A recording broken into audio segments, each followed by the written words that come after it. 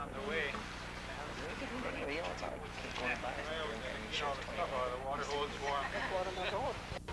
To tell stories.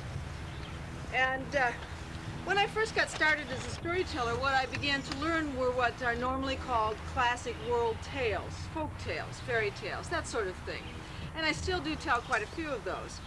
But about a year and a half ago, maybe almost 2 years ago now, right before the sesquicentennial, I got a phone call. Now, that's normally how I get my work, is that people call me and they say, well, we'd like you to come to our school or to our museum or wherever. And so they called me up and they said, we'd like you to come in January when the sesquicentennial starts, and we'd like you to come and tell Michigan stories. And I said, well, I'm sorry, but I don't know any Michigan stories. And, you know, that was really hard for me to say. If you make your living by storytelling, you know. And so she said goodbye, and the next day the phone rang, and it was another school, and it was the same question.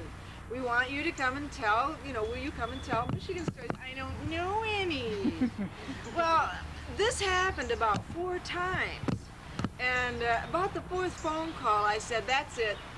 I'm going to the library. It's an oral tradition that most people, myself included, were not aware of. I began to realize that, for example, in the Ojibwe Indian tradition, which is the main tribe that lives here in Michigan, in the Ojibwe tradition, they migrated from the main New Hampshire area. So that, you know, so often we say, well, the Indians were here first. Well, they weren't really, you see. They came to Michigan looking for a better way of life in the same way that subsequent groups did. And of course, following the Ojibwe then were the voyagers, who were looking for what Louis XIV called the brown gold. And that was the what? Fur trade. They were looking for the beaver pelts.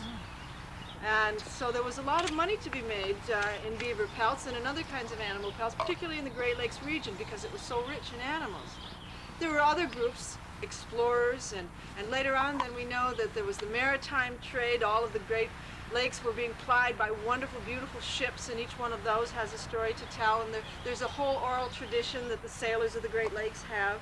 And then, of course, after that were the immigrant groups coming from places like Germany. And of course, my tradition is Irish, with a name like Sheila Daly. Now, what would you expect? And of course, my forebears came over during the potato famine, and that was back over 150 years ago. And they came here to Michigan. They were farmers in Ireland, and they came here. And so there has been wave after wave after wave of immigrants for the last 1,000 or so years. And each one of those groups has their own story to tell, their own oral tradition. So I began to be aware of this, and I started going to the reservation in Mount Pleasant looking for Ojibwe Indians that I could talk to. I began going to the Clark Historical Library. I went to a lot of different places, and it has turned out to be just an incredible adventure for me. Now, today I'd like to share just some of those stories that I've discovered. And I'd like to begin at the beginning, which is with the Ojibwe Indians.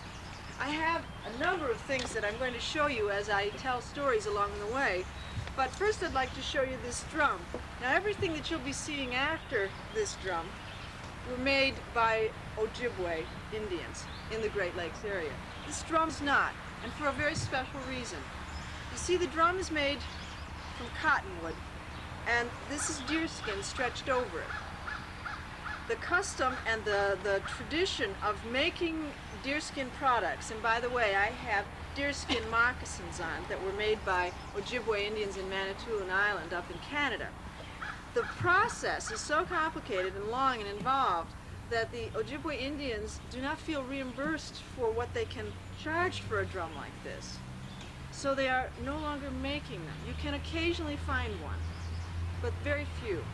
And this is true of a lot of the things that you're going to see today, is that fewer and fewer of the native crafts are being made because, for example, this drum might take 2 weeks to make. And yet, what they would be reimbursed for this might be $35, $45, $50. Well, none of you would work for 2 weeks for $50, I'm sure. And so you see the problem. So I encourage you, if any of the things that you see today delight you, look for any different situations where you can purchase the Indian things, because by doing so, you are preserving their customs and their traditions. But let me begin then with a ceremonial drum as you see it. It's made all of wood. There are no nails, there's no glue, it's all one piece. If you imagine a tree growing up out of the ground and a cross section were taken out, and then it were hollowed out and the deer skin stretched over it. This drum is exactly the way the woodland Indians, the Ojibwe Indians, would make, except that it comes from further west. And the ceremonial drum, this is a personal drum it's called, and some of the ceremonial drums are so large that 5 people can sit around them and begin to drum them. And I heard that last summer up in near Cross Village. I heard and saw one of these huge drums, and it was quite an experience. This is not a drumstick. This is a beater. I called it a drumstick once, and I was corrected rather roundly. And it's just covered with deer skin, and it's just a piece of stick. And so I begin at the beginning.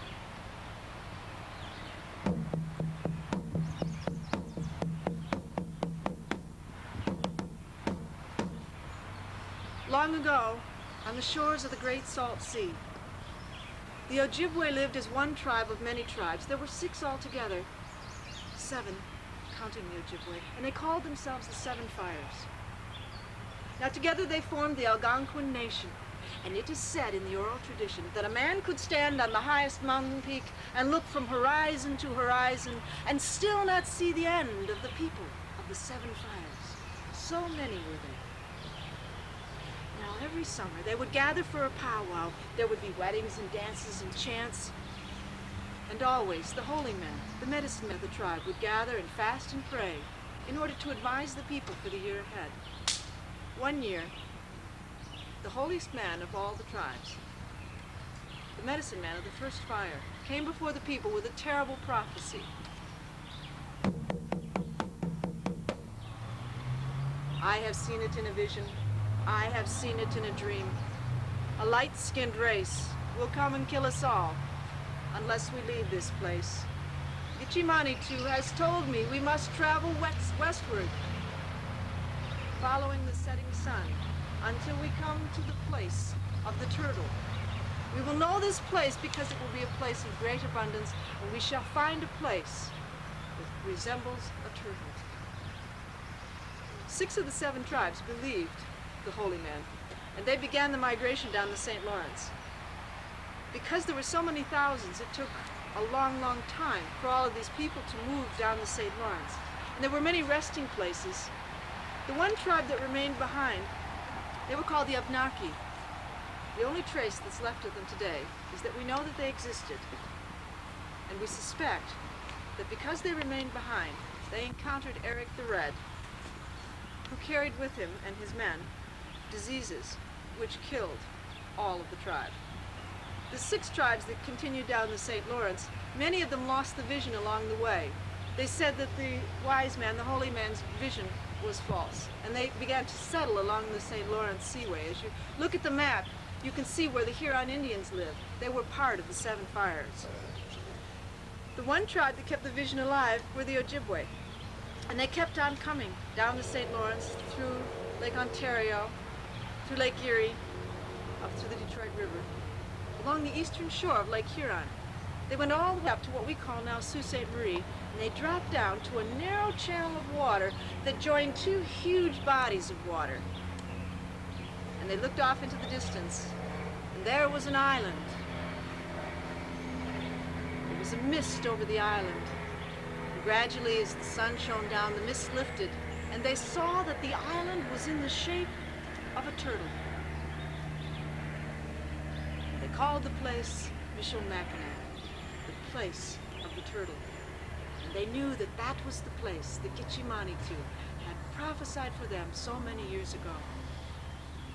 Many of them settled in that area, and in lower Michigan, or as we call it now, and in upper Michigan, but some continued on up into the Lake Superior region until they came to an island called Madeleine Island today. The Ojibwe call it Spirit Island. And that was the final resting place for the Ojibwe tribe.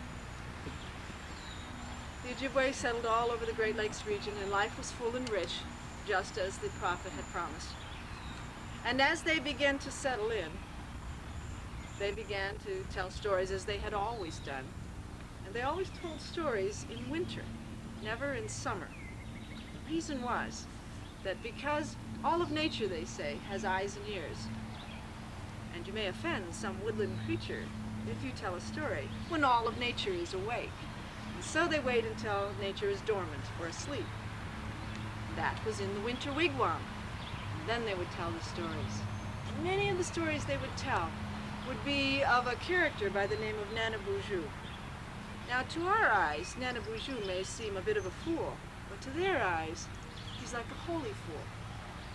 And so he's a very special person in their stories. Let me tell you one story I heard from a man named Frankenmuth, who was an Odawa. And this is a story, I said, I don't always understand the Nana Buju stories. He said, will you tell me one that will help me understand it? And he said, sure. He said, one day Nana Buju went walking. Now all of the stories begin this way. One day Nana Buju went walking. One day Nana Buju went walking. Now he was going hunting, and he had his quiver and his bow. And he stood on a high hill, and far down below he saw a deer. And he took the arrow and put it into his bow and pulled back on that, and he was just ready. He aimed it right at the heart of the deer. He released the arrow. The arrow flew through the air. Just as he released it, the deer moved. Well, Nana Buju didn't want to miss that deer, so he raced down the hill, grabbed the deer by the tail, and pulled him back in line with the arrow.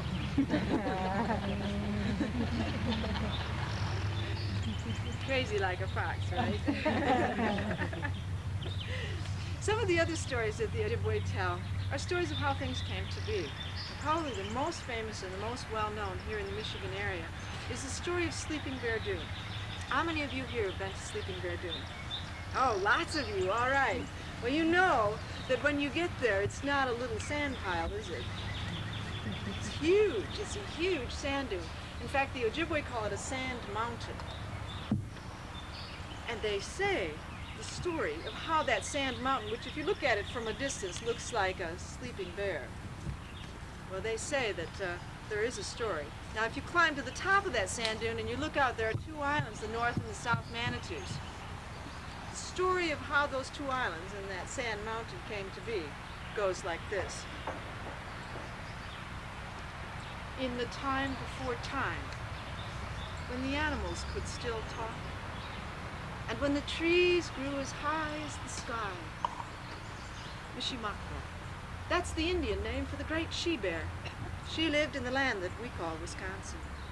She lived there with her two cubs, teaching them where the best berries grew, where to burrow in safe at night away from other animals. One day, Mishimako took her two cubs and led them to the shore of the great lake that we call Lake Michigan. She rested in the sun, and the two cubs wrestled and played. After a time, Mishimako smelled something. She lifted her great bare head and smelled on the wind again. She smelled a burning smell, and she knew what it meant. A forest fire was raging towards them and was going to kill she and her cubs unless she did something. She did the only thing that she knew. She climbed into the cold waters of the great lake and began to swim towards the rising sun, the opposite shore.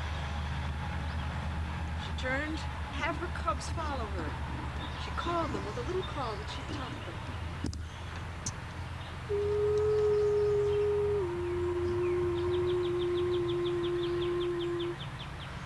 The cubs heard their mother, but a little bit like human children, pretended not to hear and kept on wrestling and playing in the sand.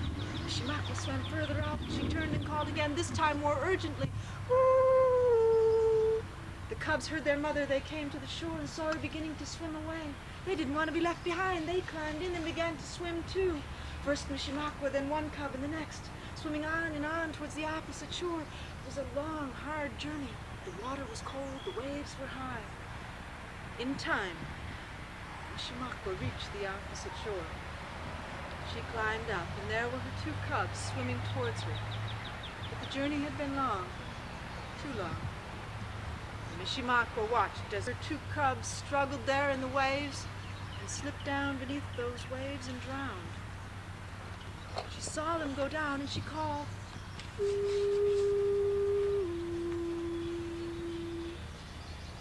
She called all that day and all the next day. By the third day, Mishimako knew that her cubs weren't going to come again. It was then that she began to grieve and grow sad. The Great Spirit, that the Indians call Gitchimanitu, saw Mishimako and took pity on her, spoke to her heart, and this is what he said. Because you have loved your cubs well, I will raise them from the bottom of the lake, and I shall make them into islands, and those islands shall stand forever as a symbol of a mother's love. And there, before her very eyes, those two islands rose up. Whoosh, whoosh. And when Mishimako saw that, she was happy and satisfied. She lay down then on the shore and slept the long sleep. The wind came and blew sand over her.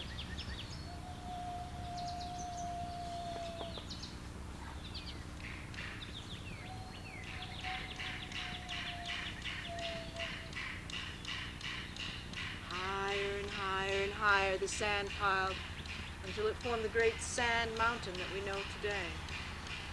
If you go there, you can see the Sleeping Bear Dune and the two islands, the North and the South Manitous. And if you listen on the wind, you can hear her calling still.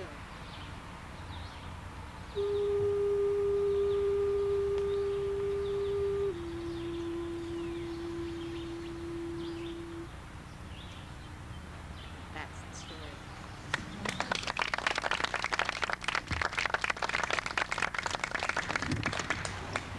Well, it's a very beautiful legend, and I think there is much of the Ojibwe tradition that we can share with them.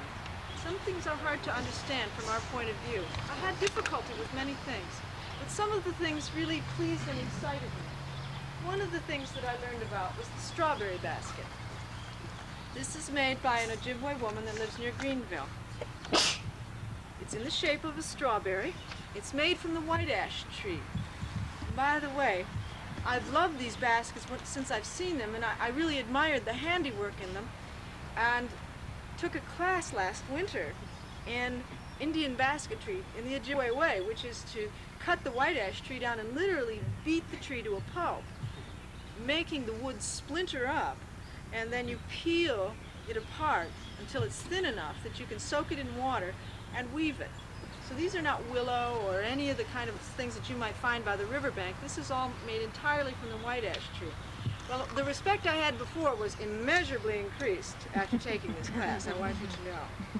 And the basket that you see here was the product of that class. Now, don't look too close, but there it is, and represented quite a bit of hard work. The strawberry basket, on the other hand, was made by a very skilled woman, very nimble fingers. And the strawberry, as you can see, the turnings are to represent the seeds in the strawberry. And the leaves that you see on top were carved from the white ash tree and dyed. And then, of course, this is a stem. You'll see a light band around the top, and that's sweetgrass. Most of the baskets have the sweetgrass. And although I think this one's lost most of its smell, some of the other baskets I have, you can still smell it. The custom of the Ojibwe to make the strawberry baskets is this. The Ojibwe believe that a person's soul is like a strawberry. And in fact, in their language, they call it the heartberry. They grow larger. And for every rotten, nasty, mean-spirited thing that you do, it makes your inner strawberry shrink. They say that when you die, you go on a journey through the land of shadows to reach the happy hunting ground, or heaven as we would call it. And on that journey, it is your strawberry, your deeds in this life, which feed you on the journey.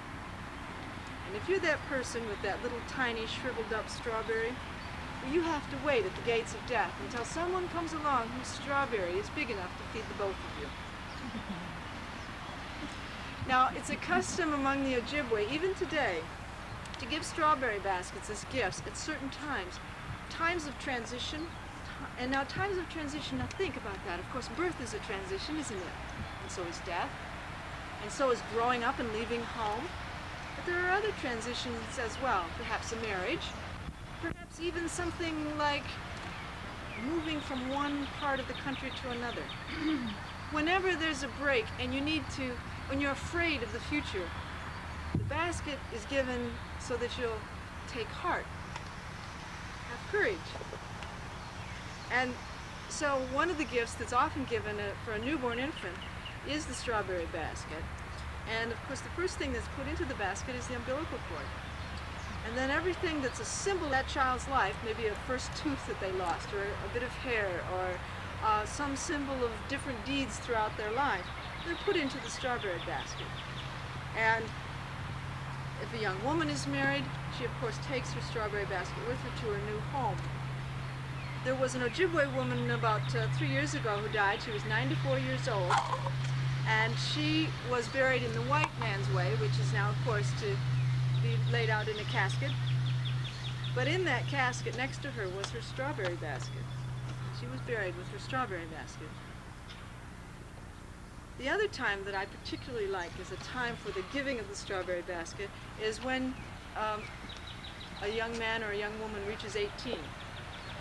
And the basket is given at that time, and the idea is, here, it's your life now. You take charge of it. Take care. And so it's a beautiful, beautiful custom, and one that I think that we could learn a lot from. Let me pass this around so you can get a closer look at it. And I'll go on to show you some of the other things. This is a corn basket. Isn't that great? Now imagine, if you will, an entire corn stalk, all made in the same way that this is made, from the white ash tree. And on each one grows the corn. Well, I couldn't find any of those, and I doubt that I could afford it if I could. But this particular one was made by, now Joan Marie doesn't know about this, but I've had an adventure since she and I have met up, and she knew about the strawberry basket, but I don't think you know about this. I was down in Utica doing some storytelling, and a woman had been in one of my workshops, and she had been so entranced and excited by the Indian stories that she had heard of a man named Red Arrow who tells Indian stories. And so she'd invited him down to perform, and he brought with him these ceremonial baskets that he and his wife make. Well, I saw her corn basket, and I said, that is really beautiful. I would really like to get one like that. Can you give me the address? Sure, she said. And so she wrote it down and handed it to me, and I looked at it. Red Arrow family, Blanchard, Michigan. Blanchard is 20 minutes from where I live. And so you can live your whole life someplace and not know what's going on. And so I went to Red Arrow's house. And Red Arrow is, he's a medicine man of the tribe. He's a beautiful man, and I learned quite a bit from him in talking to him. And this was made by his wife. And he explained to me the custom of the corn basket. And it's that at the end of the harvest season, the best of the corn, and I know those of you here that are farmers will appreciate this, the best of the corn is put into the corn basket. Each family then brings their corn basket to the ceremonial site. And then you're going to have to help me put this back together again, so let's see. You put it in, and I'll hold it open. And then, if they have a corn stalk, they will use that. Otherwise, they will string the corn baskets in a row like this in a semicircle facing west, where they say their salvation will come from. That was Red Arrow's words. And a ceremony is said, the corn is blessed. Then at the end of the ceremony, each family takes their corn basket back and hangs it in the rafters of their house. Now, can you guess what the wisdom and the practicality of all of that is? Mice can't get at it, very definitely.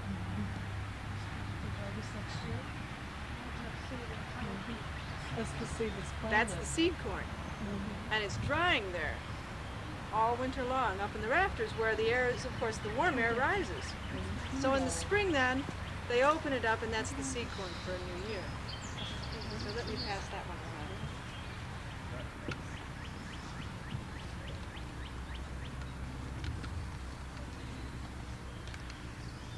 This is a very small example of a very big and beautiful art, and that's the quill art of the Ojibwe.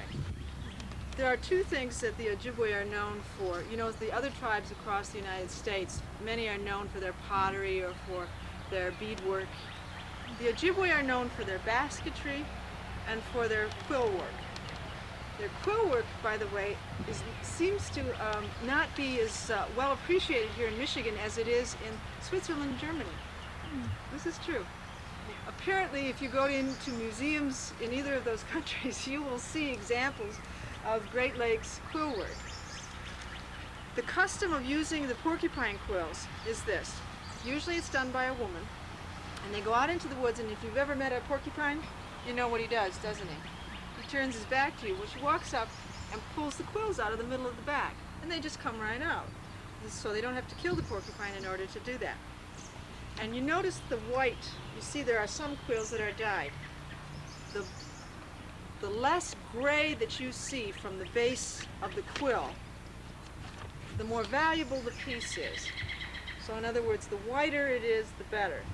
And if you see any of the bark that's used for the basket through this, now sometimes you'll go into stores and you'll see just maybe this flower, and then you'll see the bark around it instead of the white. That's a less valuable piece. It's not considered good art. The more covered it is, the better it is. Now, if any of you have ever handled porcupine quills, you know that they're very stiff. Can you imagine then, and when I pass this around, you'll see better, the delicate art that you see, the crisscrossing that you see on the sides. It takes quite a bit of skill, and this is all sweetgrass, and you can smell it. This one's a little fresher. And the Ojibwe women, and it's mostly women that do this, sign their work, not by signing their name, but by how they cut inside the box. So you see a pointed cut as opposed to an octagon or semicircles, or each one of those would be a different person, and they take that as their mark, as their signing of the box. And I don't know who made this one, unfortunately. I wish I could tell you, but I know that it came from up in Canada. And just to give you a sense for these boxes and how they're collector's items. So I went into a store. This is my first time I ever saw a quill box, and I saw this great big giant quill box, and it was so gorgeous. And I said, "That is beautiful." I said, I want this basket, please, this quill box, please wrap it up." She started to write out the receipt for this, and she wrote out $800. And I said, "Excuse me, can we talk?" I had no idea. You see, I just didn't appreciate really a basket like that took a year to make. So even at 800, it's still not a lot of money. This little tiny basket was what I ended up with. And this one cost me $90. And I only tell you that so you have a sense for how these things go, and that it will increase in value. It's like buying a painting or something. So if you'll handle it very carefully, I'll pass this around as well.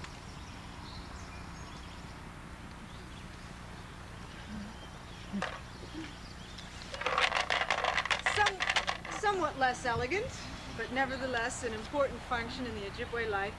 This is a ceremonial rattle, and it's made, it can only be done 2 weeks out of the year, and I learned just recently that it's in June.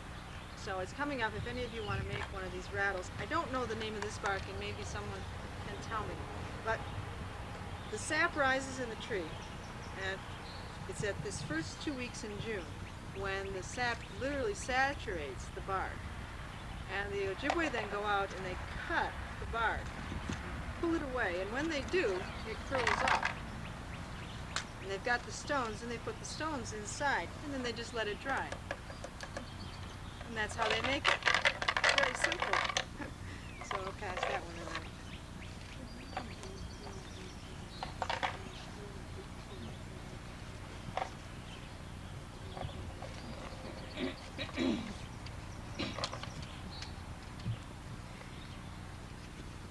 Well, life was rich and full for the Ojibwe for a long time.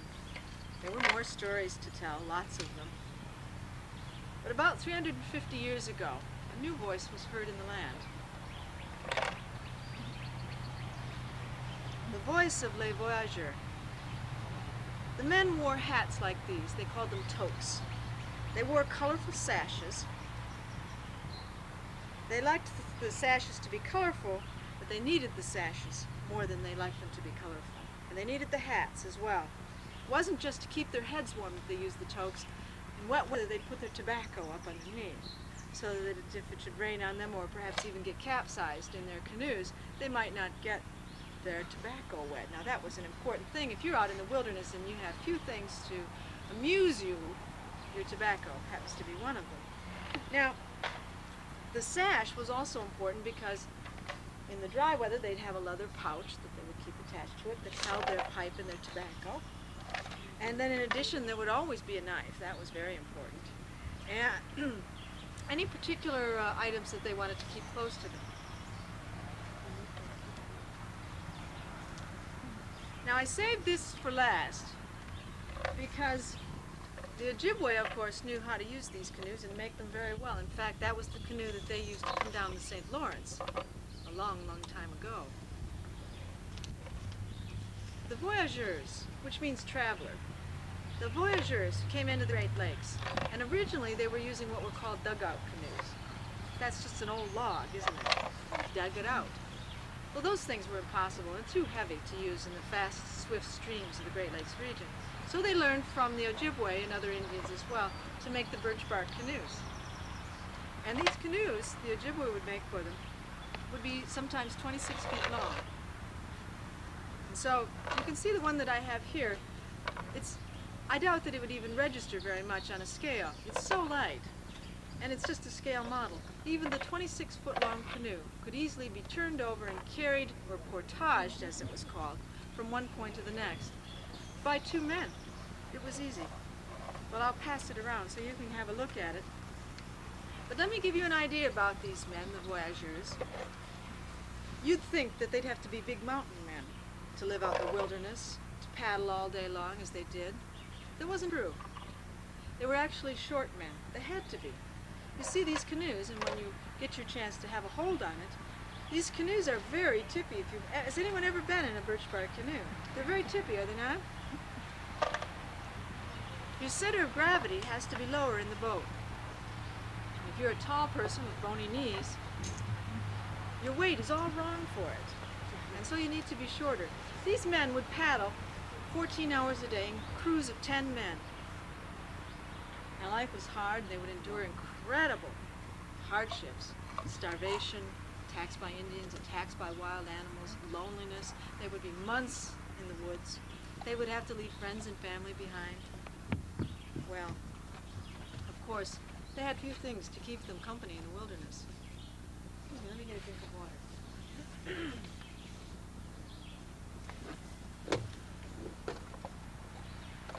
One was the tobacco.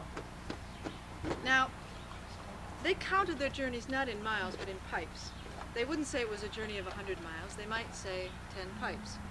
The reason was that they needed to stop and rest along the way, and when they would stop to rest, they would open their pouch and fill a pipe and smoke it. And of course, that was how they knew approximately how long between rests. And so they had a sense for how long the journey was.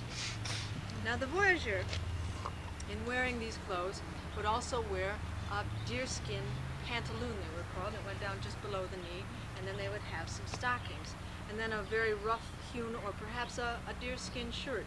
They learned very quickly from the Ojibwe that to go in with wool pants, warm as they might be, were awful when you get into the underbrush. Of course, you'd catch all the briars and it would get ripped to shreds.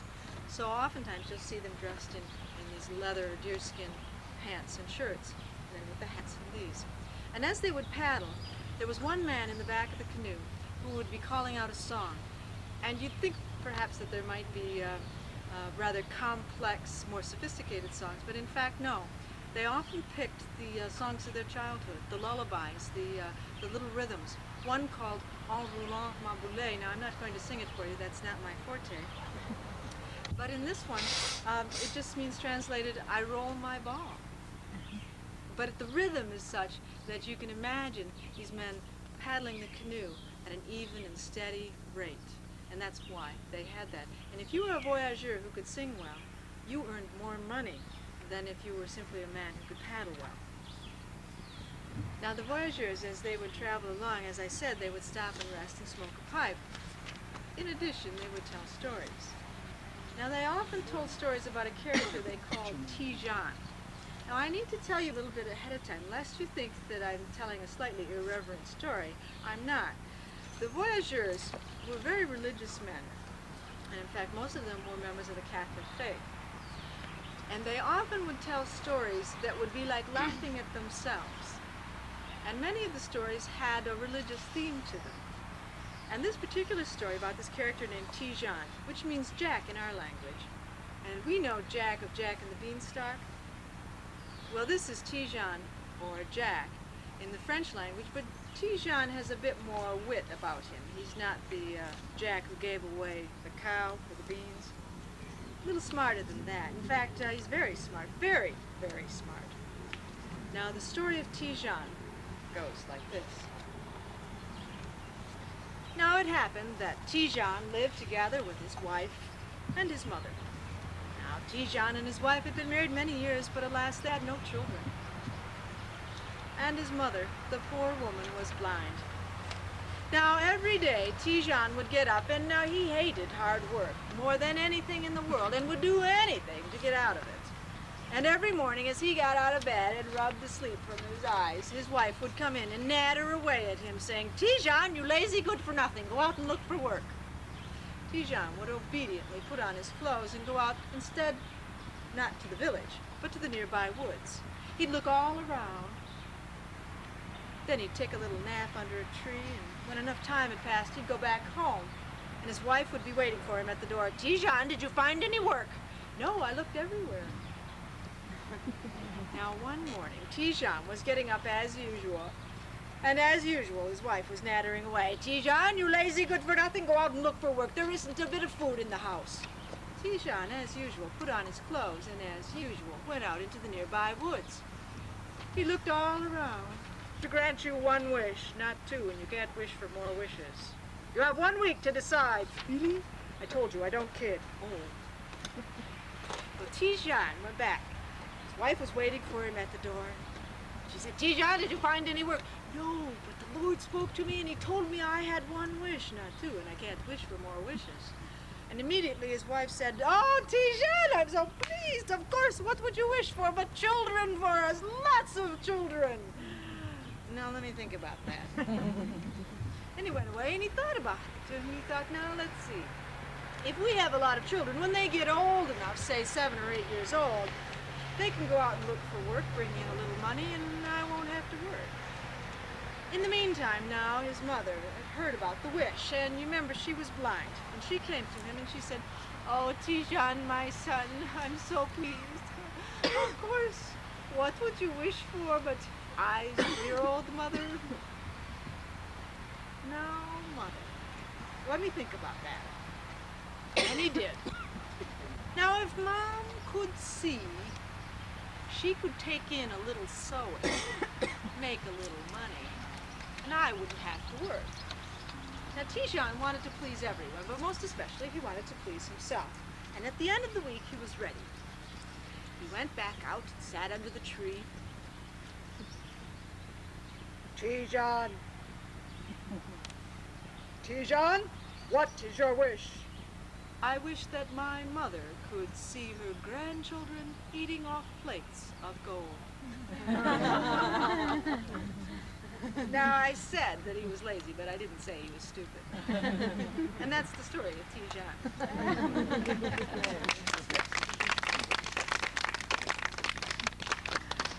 Well,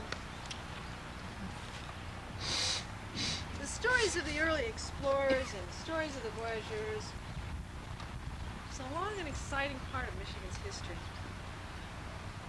It didn't last for all that long, though, if you think about it. The Ojibwe were here for several hundred, many, many hundred years. And the voyagers and the early explorers were really only talking about 150 years. And then following that, of course, were all of the immigrant groups that came into the Great Lakes area, beginning the 18th century, the turn of the 18th century. And they continued to come, looking for a better way of life, as did many before. They always came to Michigan settling here, found that it was one of the most beautiful places one could live in. And that's probably why we came up with the motto on our state seal. Can you say it? Good. If you seek a pleasant peninsula, look about you. Well, thank you so much for letting me come and share my stories with you today.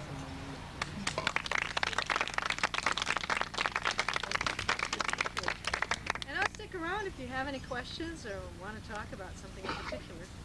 But thank you again.